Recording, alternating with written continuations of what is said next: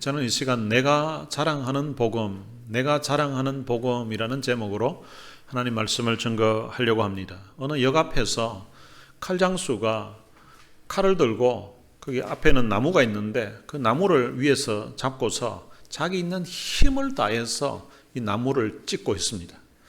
그런데 아무 말도 하지 않고 계속해서 그 나무를 막 힘을 다해서 찍는 거예요. 근데 그 칼장수의 그 행동을 보고 지나가는 사람들이 칼장수 주변에 모여들기 시작해서 사람들이 빽빽히 둘러쌌습니다. 그런데도 이 칼장수는 계속해서 막 온 힘을 다해서 그 나무를 찍습니다. 그러더니 마지막 찍고는 칼을 뺏어들더니 사람들에게 그 칼을 보여줬습니다. 칼을 쭉 돌아가면서 보여주는데 칼날이 다 망가져 있고 칼날이 다 나갔습니다. 이런 칼을 만드니까 대한민국이 욕을 얻어먹는 것입니다. 그러더니 옆에 있는 칼 한 자루를 잡더니 다시 아까처럼 있는 힘을 다해서 그 나무를 찍기 시작합니다. 계속해서 찍더니 그리고 나서 칼을 마지막 빼들고서는 사람들에게 보여줍니다. 칼이 나간 것이 하나도 없고 깨끗했습니다. 그리고 나서는 단돈 5,000원입니다.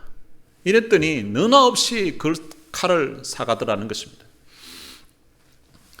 우리도 우리가 믿는 이 복음에 대해서 확신을 가지고 살아야 됩니다. 이 칼장수는 적어도 자기가 팔려고 하는 그 칼이 이 나무 정도는 아무리 힘을 다해 찍어도 칼날이 부러지지 않고 칼날이 상하지 않는다는 것을 그 칼장수는 확신하고 있었던 것입니다. 그래서 사람들이 보는 앞에서 말로 설명하는 것이 아니라 온 힘을 다해서 나무를 그 칼날로 찍고 그리고 그 칼날이 아무런 이상이 없다는 것을 사람들에게 보여주고 5,000원이라고 하면서 칼을 팔았던 것입니다.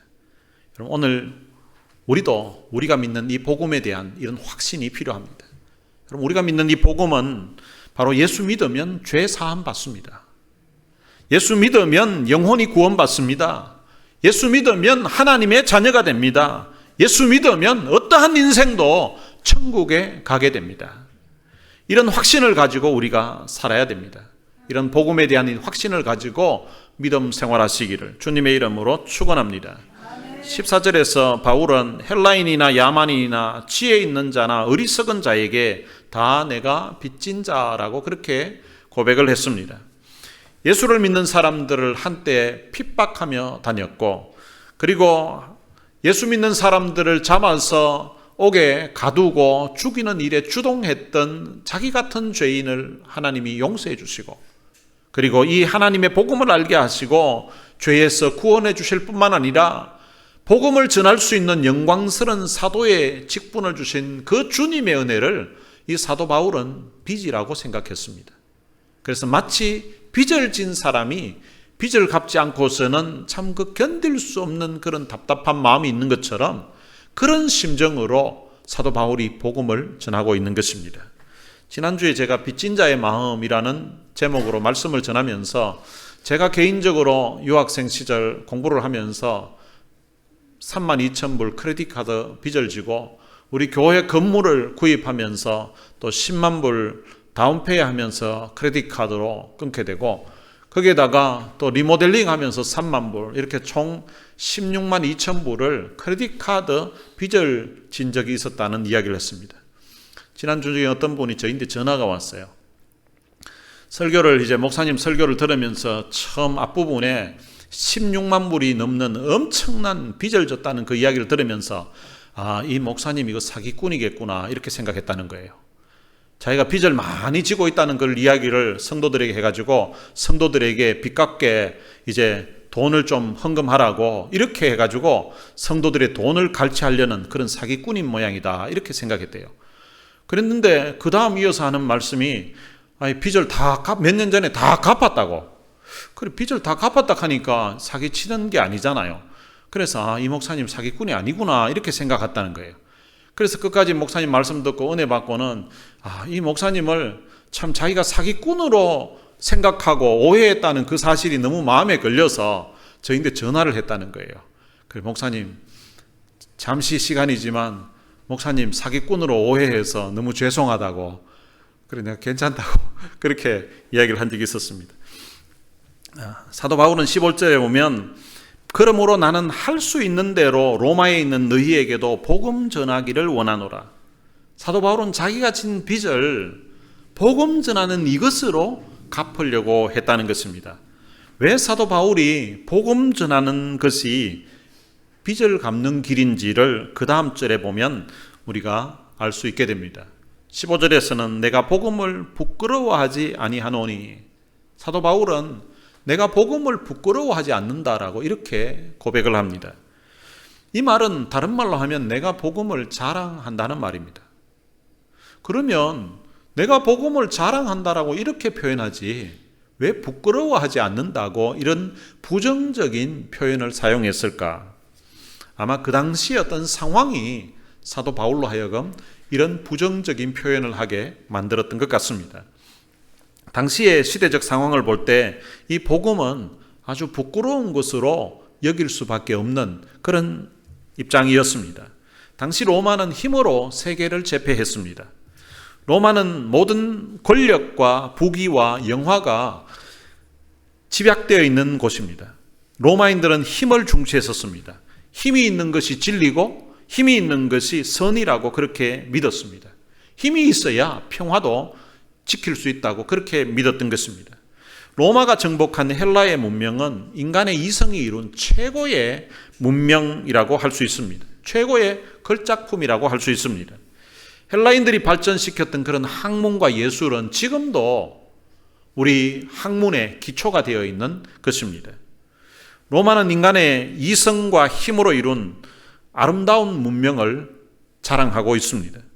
로마는 인간을 신격화했습니다. 그 당시 로마는 세계의 중심지였습니다. 그런데 그에 비해서 이 복음은 너무나 약한 것처럼 보였습니다. 복음의 핵심은 예수 그리스도입니다.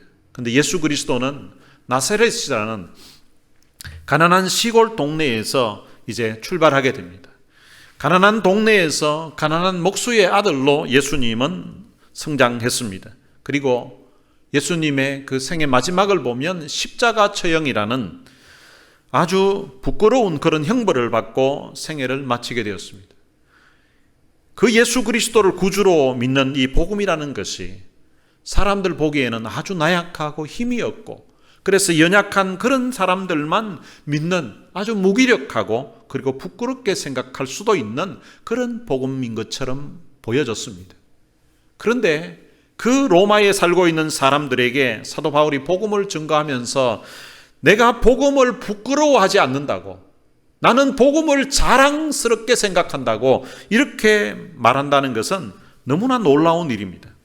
그리고 사도 바울은 자기가 왜 이 복음을 자랑스럽게 생각하는지를 그 이유를 설명하고 있습니다. 16절에 보면 이 복음은 모든 믿는 자들을 구원하시는 하나님의 능력이기 때문에 그렇다는 것입니다. 인간은 자신의 어떤 사상이나 그리고 자신의 어떤 이념으로 어떤 종교를 만듭니다. 그러나 이 복음은 인간이 만들어낸 단순한 이념이나 사상이 아닙니다. 복음은 하나님의 능력이라는 것입니다. 이 능력이라는 단어를 신약 성경이 기록된 그 헬라어로는 원어를 보면 두나미스라고 되어 있습니다. 이 두나미스에서 나온 그 단어가 있는데 그게 다이나마이트라는 단어입니다. 그러니까 다이나마이트의 그 어원이 헬라어 두나미스에서 나왔습니다. 그러니까 이 복음 자체가 마치 다이나마이트와 같은 그런 능력이 있다는 것입니다. 다이나마이트가 조그만하지만 그러나 큰 바위 덩어리도 이 다이나마이트가 부서뜨리고 폭파시키게 됩니다. 그것처럼 복음이 아주 연약한 것처럼 보이지만 가난한 그 나사렛 동네에서 가난한 목수의 아들로, 그리고 세상적으로 보면 십자가에 참 초라하게 그의 인생을 마쳤던 그 예수님에 대한 이야기지만, 그러나 이것이 마치 그 다이나마이트가 작지만 큰 산도 파괴할 수 있는 것처럼, 큰 바위도 파괴할 수 있는 것처럼 바로 이 복음이 능력이 있다는 것입니다. 그 복음이 능력이 있는 이유는 바로 하나님의 복음이기 때문입니다. 하나님의 능력이기 때문인 것입니다. 이 복음은 하나님의 능력이기에 전능한 능력이고 영원한 능력이고 불변하는 능력입니다. 무엇이라도 깨트릴 수 있는 그런 능력이 바로 이 복음에 있다는 것입니다. 그래서 이 복음이 들어가는 곳에는 변화가 일어납니다. 죄로 인해 완악해져 있던, 강팍해져 있던 그 사람들의 마음이 부드러워집니다. 얼어붙었던 마음도 녹이는 그런 능력이 바로 이 복음에 있습니다. 강한 그 고집도 아집도 꺾어버릴 수 있는 그 능력이 바로 이 복음에 있습니다. 편견도 사라지게 합니다. 인종 간의 장벽도 무너지게 합니다. 시기도 없어지게 합니다. 교만했던 사람도 겸손하게 만드는 능력이 바로 이 복음에 있습니다. 그런데 복음의 변화는 이 정도로 그치지 않습니다. 복음은 구원을 베푸는 능력이 있다라고 말씀하고 있습니다. 이 복음의 능력이 제일 먼저 나타나는 것이 바로 영혼 구원입니다. 복음은 죄와 사망에서 고통당하고 신음하고 있는 그런 사람들의 영혼을 구원하는 능력이 있다는 것입니다. 이 세상에 그 어떤 것도 죄와 사망에 죽어가고 있는 그 영혼을 구원하는 방법이 없습니다. 죄를 해결할 수 있는 방법이 없고 사망을 이길 수 있는 방법이 없다는 것입니다. 그런데 복음은 죄의 문제를 해결하고 사망의 문제를 해결하는 그런 하나님의 능력이 된다는 것입니다. 오늘날은 과거 어느 시대 때보다도 참 사람들이 행복해질 수 있는 최고의 문명, 최고의 기술이 발달되어 있는 그런 시대에 우리가 살고 있습니다. 그런데 과거 시대보다 지금이 사람들이 더 큰 행복을 느끼면서 살아가는가 하면 그렇지 않습니다. 문명은 최고도로 발달되었고 기술은 최고도로 발달되어 있는데 자살하는 숫자는 갈수록 늘어나고 있다는 사실입니다.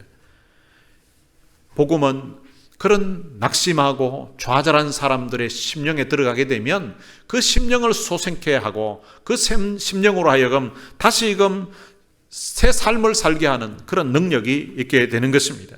그런데 이 복음은 모든 믿는 자에게 구원을 베풀어주는 하나님의 능력이라고 합니다. 이 복음은 빈부 귀천을 막론하고 그리고 남녀노소를 막론하고 차별 없이 모든 믿는 자에게 구원을 베푸는 하나님의 능력이 된다고 선언하고 있습니다. 복음에는 하나님의 의가 나타나서 믿음으로 믿음에 이르게 한다고 합니다. 이 복음에는 하나님의 의가 나타났다는 거예요. 여기서 말하는 하나님의 의는 하나님의 그 의로운 성품을 이야기하는 것이 아닙니다. 하나님께서 자기의 의로우심을 전혀 의롭지 않는, 전혀 의가 없는 그런 죄인들에게 베풀어 주시는 하나님의 의를 말하는 것입니다. 지은 죄 때문에 감히 하나님 앞에 설 수 없는 그 죄인에게 하나님의 의를 그에게 전가해 주신 것입니다. 그래서 그 하나님의 의를 받게 되면 어떠한 죄인도 하나님 앞에 의로운 모습으로 설 수 있게 하는 의인 것입니다. 의자를 한자로는 양자 밑에 나자가 들어가게 되면 그게 의자가 됩니다. 성경에서는 양이라고 하면 바로 예수 그리스도를 이야기합니다. 바로 예수 그리스도가 하나님의 어린 양이라고 그렇게 성경은 표현하고 있습니다. 하나님의 어린 양 대신 그 예수 그리스도 밑에 내가 들어가게 되면 의로워진다는 것입니다. 예수님이 우리 죄를 친히 담당하시고 십자가에 보혈의 피를 흘리시고 돌아가셨습니다. 그 예수님을 믿게 되면 그 예수님의 그 보혈의 피가 오늘 우리의 모든 죄를 사하게 되어서 우리가 예수님 그 의로우신 그 예수님 밑에 우리가 들어가게 되면 하나님이 우리를 보실 때에 죄인된 우리 인생의 모습을 보시는 것이 아니라 우리 위에 계신 우리를 덮으신 그 예수님의 그 의를 보시고 우리들을 의롭다고 인정해 주신다는 것입니다. 바로 이 의를 이야기하는 것입니다. 바로 그 하나님의 의가 나타났다는 것입니다. 이 하나님의 의가 나타났다는 것은 바로 구체적으로 역사 가운데 실현이 되었다는 것입니다. 바로 예수님이 이 땅에 오셔서 십자가에 우리 죄인된 인생의 죄를 친히 담당하시고 돌아가심으로 말미암아 오늘 우리 모든 인생이 하나님 앞에 의로운 인생으로 설 수 있는 길을 마련해 주셨다는 것입니다. 바로 그 하나님의 의가 나타났다는 것입니다. 그래서 믿음으로 믿음에 이르게 한다는 것입니다. 이 말은 무슨 말인가 하면 우리가 하나님의 의가 나타났는데 하나님 앞에 의로워질 수 있는 그 길은 바로 믿음으로 된다는 것입니다. 믿음으로 의로워진다는 것입니다. 구원은 선한 행위로 받는 것이 아니라 바로 믿음으로 받는다는 것입니다. 믿음으로 받는다는 것은 마치 이스라엘 백성들이 광야에 있을 때에 그들이 하나님 앞에 불순종함으로 말미암아 불뱀에 의해서 많은 사람들이 죽어가고 있었습니다. 그때 모세가 하나님 앞에 이스라엘 백성들을 가슴에 품고 기도했더니 하나님께서 이스라엘 백성들에게 살 길을 열어주셨습니다. 그 살 길이 무엇인가 하면 놋뱀을 만드는 것입니다. 놋뱀을 만들어서 장대에 메어 달고 장대를 높이 들라는 것입니다. 그리고 불뱀에 물려서 죽어가는 그 이스라엘 백성들에게 그 장대에 달려있는 놋뱀을 보라고 했습니다. 그리고 그 놋뱀을 본 자는 다 나을 것이라고 했습니다. 뱀에 물려가지고 다리가 퉁퉁 붓고 열은 나고 죽어가고 있는데 또 이미 죽었다는 그런 소식도 들려옵니다. 그런데 소식이 들려오기를 모세가 놋뱀을 만들어서 그들 이제 텐트를 쳐 있는 그 중앙에다가 세워 놓았는데 거기 가서 그 놋뱀을 쳐다보는 사람은 낫는다고 했을 때에 그때 사람들의 반응은 아마 여러 가지가 있을 거예요. 아니 놋뱀에 물렸는데 불뱀에 물렸는데 그러면 그 뱀 모양으로 놋으로 뱀을 만드는 거 그거 쳐다보면 낫는다고? 그게 말이 되는 소리냐고. 안 믿은 사람도 있을 거예요. 그런데 하나님의 말씀은 그 본자는 다 나을 것이라는 것입니다. 어떤 사람은 본자는 낫는다고 하니까 긴가민가 하면서도 그래도 속는 셈 치고 일단 한번 가보자 싶어가지고 그 뱀에 물려가지고 힘든 그 걸음을 억지로 해서 그 장대가 있는 곳으로 가서 쳐다본 사람이 있을 것입니다. 어떤 사람은 멀리서 시력이 좋아서 쳐다본 사람도 있을 거고 또 어떤 사람은 시력이 나빠서 멀리서는 장대가 제대로 보이지도 않아서 가까이 가서 쳐다본 사람도 있을 것입니다. 그 사람들 중에는 어떤 사람들은 한쪽 시력이 좋지 않아서 겨우 한쪽 눈으로 본 사람도 있을 거고요. 또 어떤 사람은 안 보려고 하는데 아버지가 야 보면 낫는다고 하잖아. 누구는 보고 나았다 하더라. 너도 가자고 하면 아버지 그거 본다고 낫는 게 아니에요. 뱀에게 물렸다고 뱀 모양 보고 나으면 그러면 사자인데 물렸으면 사자 모양 만들어 놓고 보면 낫습니까? 이런 식으로 말대꾸하고 말 안 듣는 그런 자식도 있었을 거예요. 그러면 아버지가 아마 억지로 막 멱살 잡고 막 끌고서 야 임마 보기만 하면 낫는다니까 하면서 억지로 개 끌려가듯이 끌려가가지고 아버지 손에 보라니까 아버지 저 안 쳐다봐요. 막 고개 돌려가지고 있는데 고개를 비틀어가지고 보라니까 이 자식아 이렇게 해가지고 그래가 쳐다본 사람도 있을 거예요. 그런데 성경은 말하기를 본자는 다 나았다는 것입니다. 본자는 다 나았다는 것입니다. 여러분 믿음이라는 것이 바로 이런 것이에요. 어떤 사람은 이 믿음을 오해해서 믿음이 강해야 구원을 받고 믿음이 커야 구원을 받는 줄로 그렇게 하는 사람이 있습니다. 그래서 어떤 사람은 나는 믿음이 좋았어, 믿음이 강해서 나는 천국 간다고 확신하는 그런 사람도 있고 또 어떤 사람은 나는 참 믿음이 부족해서 나는 믿음이 참 연약해서 나 같은 것이 참 예수 믿는다고 어떻게 천국 갈까? 나 같은 죄인도 주님이 용서해 주실까? 이렇게 믿음이 부족해서 천국 간다는 확신 없이 그렇게 예수 믿는 사람도 있습니다.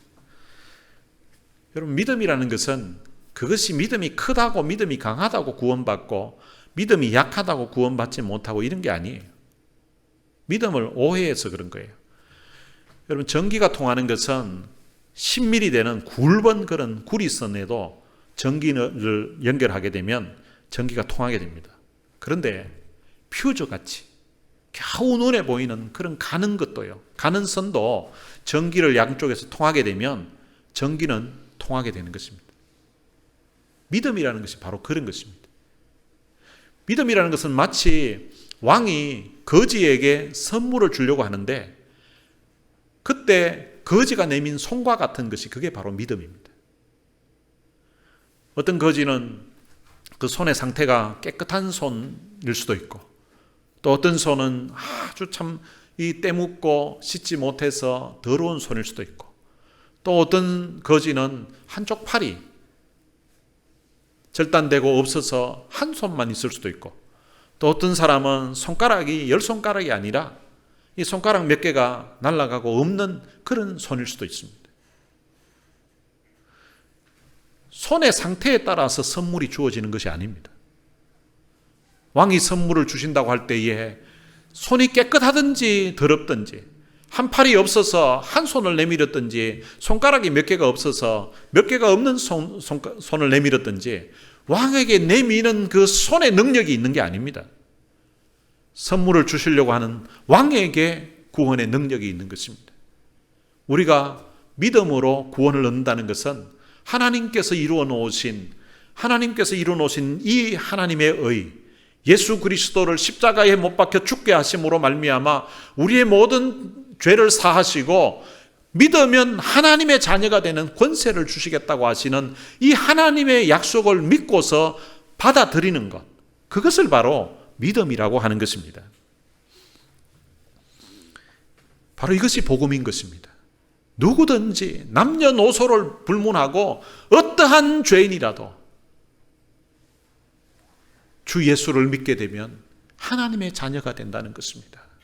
십자가상에서 생에 얼마 남지 않았던 그 강도도 예수님에게 당신의 나라에 임할 때에 나를 기억해 달라고 그렇게 했더니 오늘 내가 나와 함께 낙원에 있으리라고 그렇게 주님이 약속해 주셨다는 것입니다.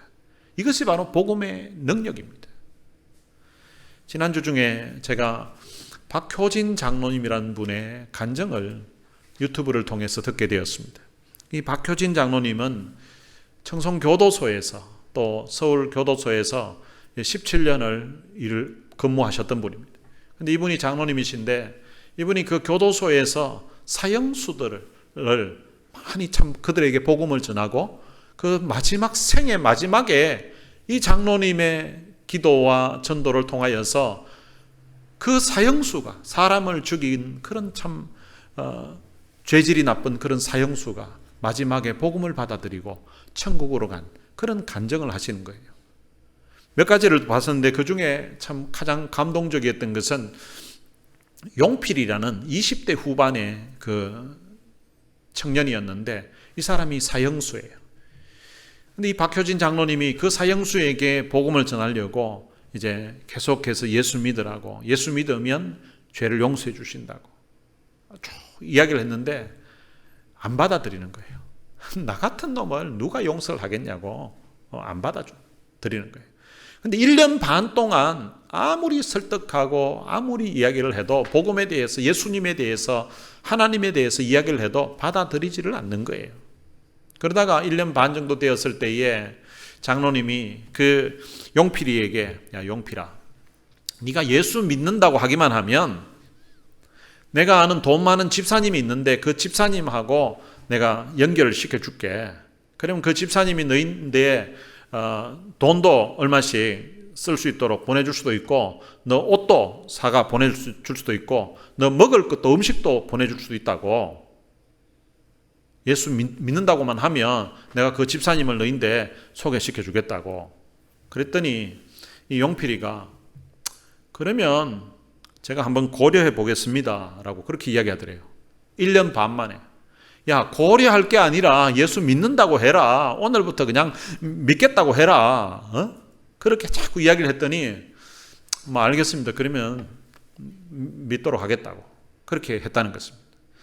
그리고 나서 이제 이 장로님이 다른 일 때문에 너무 바빠서 한 달 동안 이 용필이에게 이 복음에 대해서 제대로 전해주지를 못한 거예요. 근데 어느 날 보니까 내일 사형 집행당하는 사람들의 명단이 나오는데 그 중에 용필이가 나온 거예요. 이 장로님이 그 명단을 보고 가슴이 무너지는 것 같은 거예요. 한 달 전에 그 용필이가 예수 믿겠다고 했을 때에 그때 밤을 새워서라도 복음을 전해서 예수님 영접하게 했어야 되는데 그때 제대로 전하지 못한 것이 너무나 가슴이 아픈 거예요. 그리고 신앙생활하는 것이 어떤 것인지, 예수를 믿는다는 것이 어떤 것인지에 대해서, 복음에 대해서 제대로 전해주지 못한 이것이 너무나 가슴이 아픈 거예요. 그래서 하나님께, 하나님, 제가 그 용필이에게 예수 믿으라고 했을 때에 예수 믿겠다고 저인데 말을 했는데 그거라도 지푸라기 같은 믿음이라도 받아주셔서 천국으로 좀 받아주시면 안 되겠냐고 그렇게 기도를 해도 마음에 확신이 안 오는 거예요. 그러다 보니까 이제 그 다음 날이 되었습니다. 그 다음 날 되어서 교도소에 갔는데 이제 드디어 사형 집행을 하게 됩니다. 집행을 하는데 그 용필이를 이제 데리고 오는데 데리고 올 때에 신앙 좋은 집사님들을 보냈습니다. 그리고 그분들에게 부탁을 했습니다.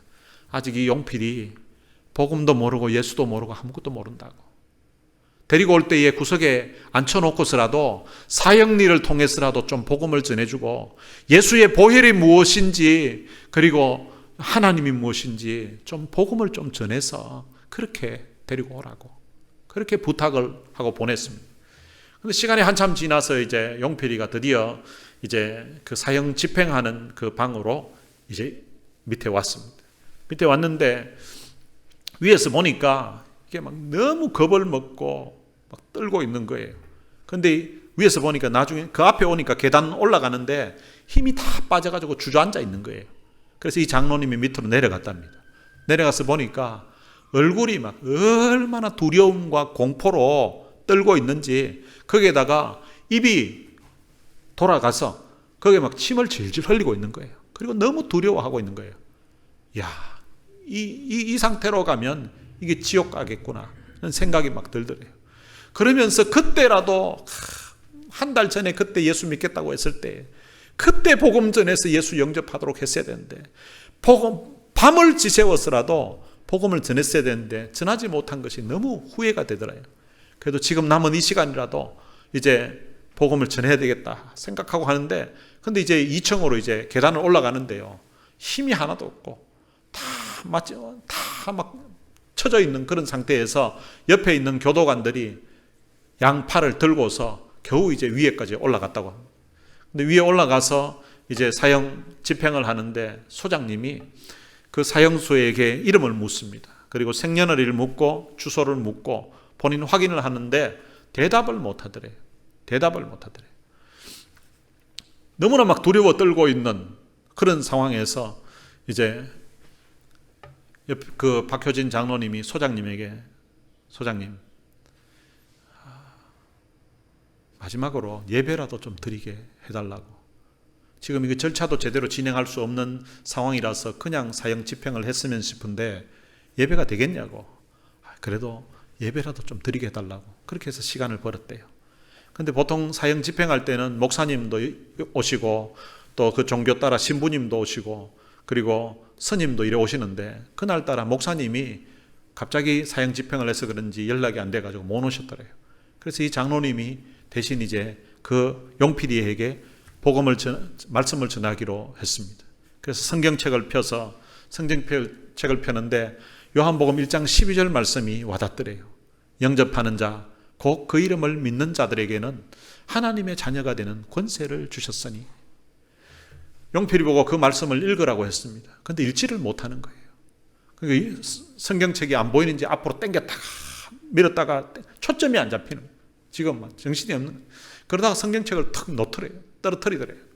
성경책을 떨어뜨리는 그 모습이 마치 이 장로님에게는 그 영혼이 지옥으로 떨어지는 같은 그런 느낌을 받았대요. 그래서 장로님이 용필이 귀에다가 대고 그 성경 말씀을 읽어줬다고 합니다. 영접하는 자, 곧 그 이름을 믿는 자들에게는 하나님의 자녀가 되는 권세를 주셨으니. 그런데 아무 반응이 없더래요. 다시 더 큰 소리로 읽어줬다고 합니다. 영접하는 자, 곧 그 이름을 믿는 자들에게는 하나님의 자녀가 되는 권세를 주셨으니. 그래도 아무 반응이 없더래요. 장로님이 지금까지 그렇게 고함 질러본 적이 없는데 있는 목소리를 다 내가지고 귓구멍이라도 좀 뚫리도록 하는 그런 마음에서 영접하는 자, 곧 그 이름을 믿는 자들에게는 하나님의 자녀가 되는 권세를 주셨으니. 그렇게 이야기했는데도 아무 반응이 없더래요. 그래서 소장님은 이제 사형 집행하자고 했다고 합니다. 그때 이 장로님이 너무 마음이 안타까워서 그 용필이 인데 가서 용필이를 끌어안았습니다. 끌어안고는 용필아 정신 차리라, 용필아.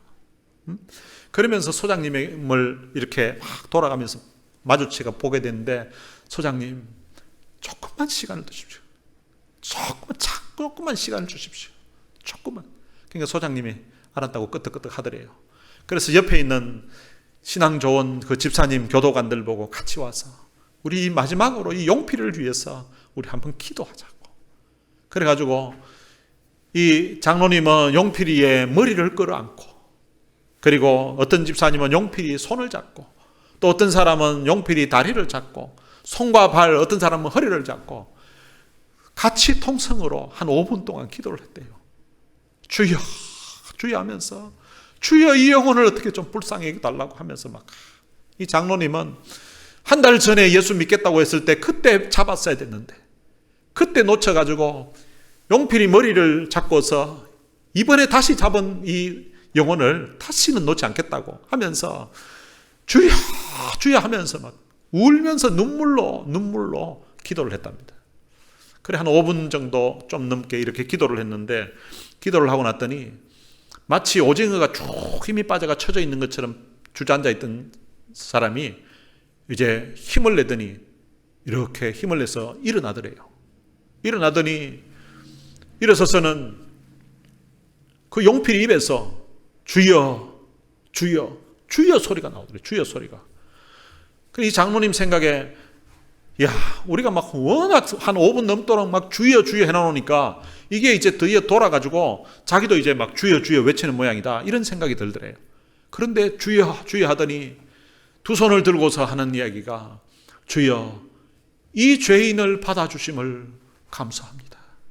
주여 이 죄인을 용서해 주심을 감사합니다. 이렇게 하더래요. 그리고 나서는 옆에 있는 교도관들에게 인사를 하더래요.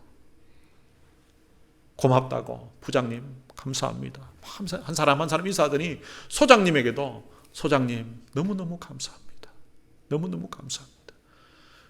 건강하게 오래오래 사셔서 저희 같은 사람들 참 잘 돌봐달라고. 그러면서 소장님 그렇게 건강하게 지내시다가 이제 하늘나라에서 뵙겠습니다 하면서 인사를 하더래요. 그리고 난 다음에 표정이 보니까 너무, 조금 전에만 해도, 계단 올라오기 전에만 해도 얼굴이 완전 막 입이 돌아가고 침을 질질 흘리고 너무나 두렵고 두려움에 떨고 있었는데, 얼굴이 마치 어린아이처럼 얼굴이 너무나 밝고 너무나 환하게 그렇게 있더래요. 그래 마지막으로 박효진 장로님 손을 잡고 악수를 하는데, 장로님께 고맙다고 인사를 하는데요. 근데 그 순간에 마치 막 엄청난 전류가 이 장로님 손으로 막 들어오는 것 같더래요. 엄청난 전류가 들어오는데 마치 장로님 표현으로는 한 100만 볼트 정도의 전류가 들어오는 것 같더래요. 막 몸이 떨리면서 그 가운데 용필이 얼굴을 보게 되는데요. 얼굴이 막 얼마나 성령 충만한 그런 얼굴인지 너무 충만해서 그런 모습을 본 적이 없대요. 성령이 충만해가지고 막 너무 막 멋있게, 너무 아름답게 보는 거예요. 그러더니 이 용필이가 다시 손을 들면서 다시 또 하늘을 향하여서, 주여 이 죄인을 받아주심을 감사합니다. 주여 이 죄인을 용서해 주심을 감사합니다. 그리고 나더니 그 다음부터 막 춤을 추더래요. 인애하신 구세주여 내 말 들으사 죄인 오라 하실 때에 날 부르소서, 이러면서 막 춤을 추더래요. 그 성령 충만한 가운데 춤추는 그 광경이 너무 아름답고 너무 멋있어서 장로님도 옆에 가서 같이 용필이 잡고 같이 춤을 추더래요. 인애하신 구세주여 내 말 들으사. 장로님뿐만 아니라 함께 기도했던 그 집사님들도 같이 와가지고 그 사형대 위에서 같이 춤판이 벌어졌다는 거예요.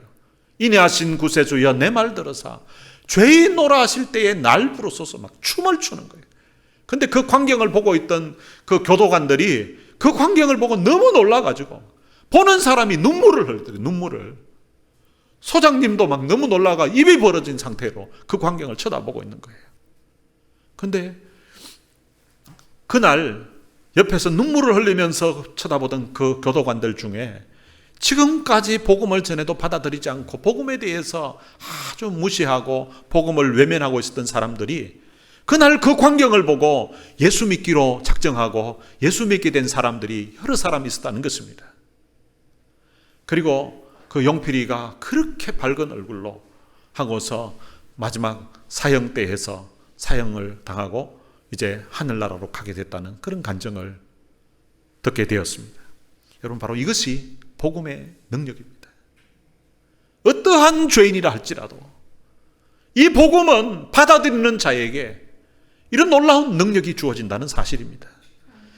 그렇게 완악하게 복음을 거부하고 있었던 사람이 마지막 생에 5분 남겨놓고도 마치 지옥 갈 것 같은 그런 표정과 두려움, 입이 돌아가고 침이 질질 흐르는 그런 상황에서도 복음을 받아들이고 나니까 그 얼굴이 천사 같은 모습으로 바뀌게 되고 성령 충만해서 사형대 위에서 춤을 추는 그런 놀라운 역사. 여러분, 이것이 어떻게 인간적인 생각으로 가능하겠습니까? 복음의 능력이 들어가기 때문에 가능한 것입니다. 복음의 능력은 사형대 위에서도 춤추게 만들고 복음의 능력은 감옥에서도 찬송을 부르게 만드는 것이 바로 이 복음의 능력인 것입니다. 우리가 믿는 복음은 이런 능력이 있습니다. 그래서 그 광경을 보고 있었던 그 교도관들도 그 광경을 보고 예수 믿게 되는 그런 놀라운 역사가 일어났던 것입니다. 이것이 바로 복음입니다. 그래서 사도 바울은 로마에 있는 그 성도들을 향하여서 내가 복음을 부끄러워하지 않는다고, 나는 복음을 자랑한다라고 그렇게 고백하고 있는 것입니다. 갈라디아서 6장 14절에 보면 바울은 이런 고백을 합니다. 내게는 우리 주 예수 그리스도의 십자가 외에 결코 자랑할 것이 없다라고 고백을 합니다. 사도 바울에게는 예수 그리스도가 그의 자랑거리였습니다. 사도 바울에게는 예수 그리스도의 십자가가 자랑거리였습니다. 사도 바울에게는 예수 그리스도의 그 복음이, 하나님의 그 복음이 그의 인생의 자랑거리였던 것입니다. 우리도 이 사도 바울처럼 이 복음을 자랑하면서 살아야 됩니다. 여러분, 칼장수가 자기가 파는 그 칼에 대한 그런 확신을 가진 것보다 오늘 그리스도인들이 그들이 믿고 죄사함 받고 그들이 믿고 하나님의 자녀가 되고 그들이 믿고 구원받은 이 복음에 대해서 확신 없이 신앙생활을 한다는 것은 너무나 부끄러운 일인 것입니다. 오늘 여러분들이 믿고 있는 이 복음에 강한 확신을 가지고 살게 되시기를 주님의 이름으로 축원합니다. 오늘 들은 말씀 생각하면서 함께 찬양을 한 곡 부르겠습니다. 은혜 아니면이란 찬양입니다. 어둠 속 헤매이던 내 영혼 갈 길 몰라 방황할 때에, 그럼 박효진 장로님이 간증했던 그 용필이라는 사형수, 20대 후반에 그 참 완악하고 강팍했던 그 사형수, 어둠 속 헤매이던 영혼이었습니다. 정말 갈 길 몰라서 방황했던 그 인생이었습니다. 그런데 생의 마지막 순간에 박효진 장로님 같은 분 만나서 주의 십자가 영광의 그 빛이 그 인생의 그 얼굴에 비춰주게 되어서 사형대 위에서 춤을 추면서 자기 같은 죄인을 받아주시고 자기 같은 죄인을 용서해 주신 그 주님의 은혜가 너무 감격스러워서 춤을 추면서 이 땅을 마감하게 되었습니다. 여러분, 우리도 누군가를 가슴에 품고 박효진 장로님처럼 그렇게 기도하게 되면 우리 때문에 생의 마지막에 춤추게 될 그런 인생들이 생길 수가 있습니다. 그럼 예수 믿으면 구원받습니다. 예수 믿으면 죄사함 받습니다. 예수 믿으면 하나님의 자녀가 됩니다.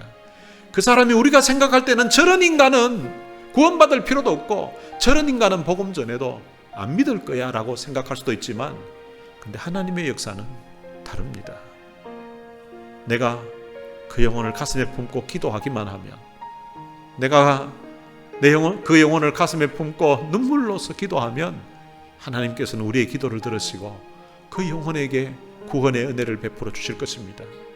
롯이 소돔성에서 구원받은 것은 바로 아브라함 때문에 하나님이 아브라함을 기억하사 그를 구원해 주셨다고 합니다. 오늘 여러분들을 기억하사 구원해 주시는 그런 영혼들이 있게 되시기를 바랍니다. 오늘 들은 말씀 생각하면서 함께 이 찬양 부르시겠습니다.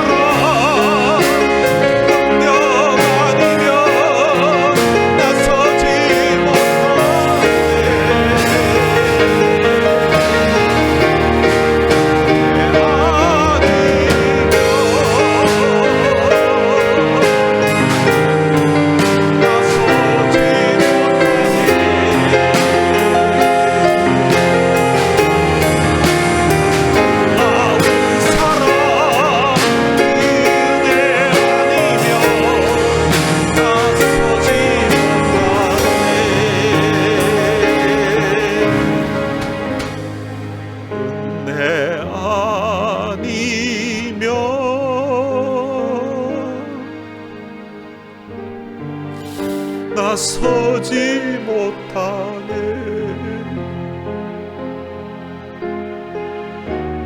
십자가의 그 사랑 능력 아니면 나서지 못하네.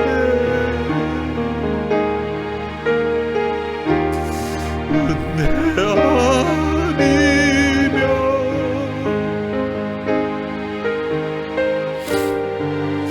나서지 못하네.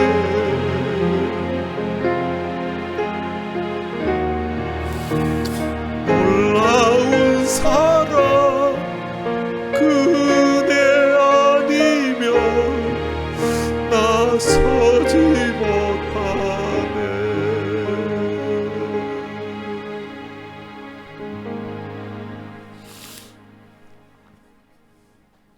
혹시 복음을 자랑하지 못하고 혹시 복음을 부끄럽게 생각하면서 살았던 이들 있습니까? 하나님, 복음을 자랑하지 못하며 살았던 것 용서해 주옵소서. 이제부터 이 복음 자랑하며 살게 하옵소서. 예수님 자랑하며 살게 하옵소서. 하나님의 은혜 자랑하며 살게 하옵소서. 복음의 은혜에 비친 자의 마음으로 보답하는 삶 살게 하옵소서. 박효진 장로님이 마지막 죽어가는 그 사형수 가슴에 품고 눈물로서 하나님 앞에 기도하는 것처럼 오늘 우리들도 우리의 가족들, 우리의 친척들, 우리의 사랑하는 이웃들 혹시 생각나시는 분들 있습니까? 그들 영혼 가슴에 품고 눈물로 기도하면 좋겠습니다. 그래서 여러분들의 기도 때문에 생의 마지막 순간에 마치 그 용필이처럼 춤을 추면서 주여 이 죄인을 받아주심을 감사합니다. 이 죄인을 용서해 주심을 감사합니다 하면서 천국으로 가는 그런 영혼들이 있게 되시기를 바랍니다. 오늘 들은 말씀 생각하면서 하나님, 나도 이 복음 자랑하며 살겠습니다. 나도 복음에 빚진 자 되어서 이 복음이 필요한 영혼들에게 박효진 장로님 그런 영혼 사랑하는 마음으로 나도 복음 전하며 살겠습니다 라는 그런 결단에 기도하면서 이 시간 다 같이 통성으로 기도하시겠습니다. 다 같이 기도하시겠습니다. 살아계신 아버지 하나님, 은혜를 감사합니다. 많은 사람 가운데 저희들을 선택해서 하나님의 자녀 삼아주시는 감사합니다. 우리도 복음 모르고 살았었는데 우리도 복음을 알지 못하고 복음의 능력이 얼마나 위대하고 복음의 능력이 얼마나 놀라운지 모르고 살았습니다. 하나님, 그 복음이 우리의 귓전에 들려지게 해주신 것 감사합니다. 영접하는 자, 곧 그 이름을 믿는 자들에게는 하나님의 자녀가 되는 권세를 주신다고 하시는 이 놀라운 복음이 오늘 우리의 심령에 우리의 귓전에 들려지게 해주신 것 감사합니다.